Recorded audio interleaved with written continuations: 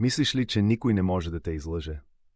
Ето защо мозъкът ти понякога вярва на лъжи. Първо, ефектът на илюзорната истина.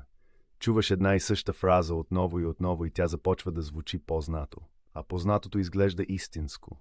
Второ, емоционалният баланс. Когато си уплашен или ядосан, искаш бързо успокоение. Лъжите дават лесни отговори.